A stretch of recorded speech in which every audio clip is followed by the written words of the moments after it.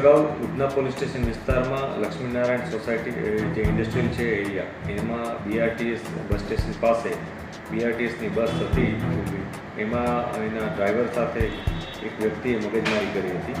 આ વ્યક્તિનું નામ સાહિલ ઉર્ફે શાહુ ઉર્ફે વસીમ શેખ છે. એણે BRTSના જે ડ્રાઈવર હતા એના સાથે મારામારી કરી, એને ચપ્પુ બતાવ્યું હતું અને બસનો કાચ તોડીને ત્યાંથી નાસી ગયો હતો. પોલીસ આ આરોપીને શોધતી જ હતી. પોલીસે જ્યારે આરોપીને પકડ્યો ત્યારે એની પાસેથી એક રેમ્બો છરો, એની પાસેથી બે સોનાની તૂટેલી ચેન, એક મોબાઈલ અને એક મોપેડ મળી આવ્યું હતું. પોલીસે આ બાબતે વધુ ઊંડાણપૂર્વક તપાસ કરતાં ખ્યાલ આવ્યો હતો કે આ તમામ વસ્તુઓ એની ચોરીની છે, કે જેમાં એણે મોબાઈલ છે અને એક સોનાની ચેન એ ગોડાદરા પોલીસ સ્ટેશન વિસ્તારમાંથી ચોરી હતી. જે ત્યાં બંને આ ગુના નોંધાયા હતા. આ બંને ગુના ડિટેક્ટ કરવામાં આવ્યા અને સાથે સાથે પુણામાંથી એણે મોબાઈલ સ્નેચિંગ કર્યું હતું, એ પણ મળી આવ્યું છે. એક મોપેડ હતી, એ પણ ગોડાદરાથી એણે ચોર્યું હતું, એ પણ મળી આવ્યું છે.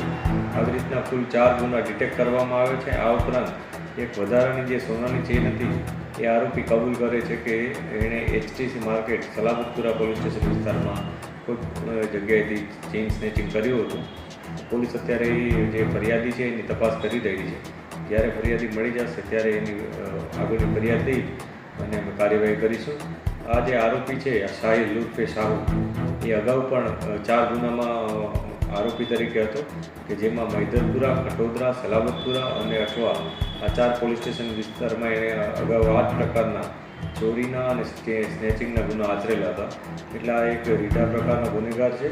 એના વિરુદ્ધ જે પણ કાયદેસર કાર્યવાહી કરવાની જરૂર પડશે એ અમે ચોક્કસ કરીશું.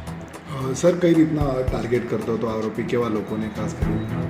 એ અમે અત્યારે તપાસ કરીએ છીએ. ખાસ તો એણે જે ગોડાદરામાં જે ગુનો આચર્યો હતો એમાં એણે ચેઇન સ્નેચિંગ કરી લીધું હતું દિવસના સમયમાં. આ ઉપરાંત એણે પુણામાં પણ મોબાઈલ સ્નેચિંગ કર્યું હતું દિવસના સમયમાં. એટલે જે ઢળતી સાંજ હોય અથવા વહેલી સવાર હોય એ પ્રકારે એ લોકોને ટાર્ગેટ કરતો હતો. આના અગાઉ પણ અન્ય કોઈ જગ્યાએ ગુના નોંધાયા હશે કે નહીં એની પણ અમે તપાસ અત્યારે કરી રહી છીએ.